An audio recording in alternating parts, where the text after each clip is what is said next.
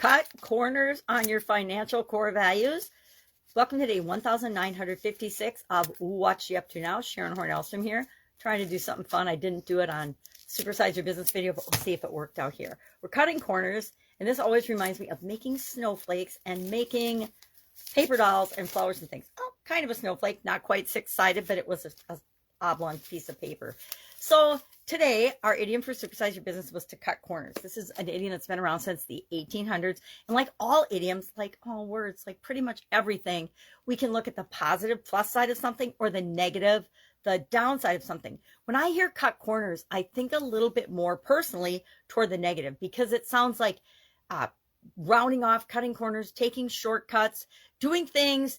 And I think it just depends on our intention behind the reason we're doing those things. We're doing those shortcuts. If we're looking to continuously improve in some area or aspect of our life, or get something done faster, easier, more easily, more efficiently, more effectively, then we want to be looking for ways to simplify our processes, to simplify the way we do things, to create habits and automations that actually end up saving us time and energy and money and other resources. Yet I don't call those cutting corners. I call those focusing on what we want long-term versus short-term. So we talked about that today in Supersize Your Business and Supersize Your Business for Female Entrepreneurs. Our Get Your Goals Annual Challenge topic for today is core values, our financial core values, and what's truly core and important to us. We talked about a process for identifying your financial goals and core values. The only way we get our financial goals is if they match up with our core values. We can try to achieve our financial goals that aren't in alignment with who we really are, that aren't prioritized, etc. But it causes challenges and headbutting internally for us, if not internally and externally. And it doesn't feel as good as if we are purposefully in alignment with who we are, especially when it comes to money. Money is such a hugely emotionally charged topic and event for most of us. I'm not going to say it's not for me, because it totally is, just like so many other things. And a lot of people, and I work with business owners all the time, and often they're looking for a magic bullet, a corner to cut, a shortcut, a cheat, a hack to get them their results faster. And one thing I found in decades of business experience and life experience is there is no shortcut to becoming who you're here to become, to lifelong learning, to creating the business and the life that you want. It's a lifelong journey. So there really aren't shortcuts to that or hacks. Yes, we can read and learn and grow from other people's experiences, and that will help us to make our journey shorter. But I contend that doing that, if you choose to do that, that is part of the life journey that you've chosen.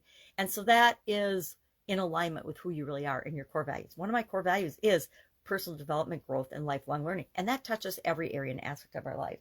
This month, we're focusing on financial well-being, financial health, and financial goals as part of the Get Your Goals Annual Challenge. So today's topic is identify 3 core values. And we shared a process for doing that. I gave an example of 7 different possible core values you may or may not have in this area or aspect of your life. And some of them I've noticed I have at certain times of my life, but then I don't, because the priorities of those core values change. My core values, my main core values are my main core values all the time, and they do overlap different areas and aspects of my life. But how I prioritize those core values changes over time, changes with the experiences, with experience, lifelong experience, as well as what's going on in the environment.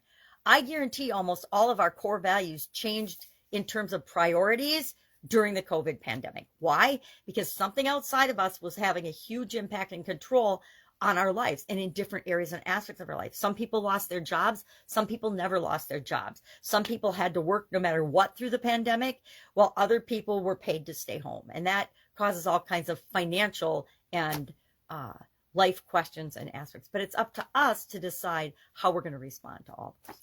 So I've got today. If you have any questions, hit me up. If I can help you in any way with business, online, other information, or just life questions based on my experience, ask. Otherwise, I'll be with you tomorrow. Have a fabulous day.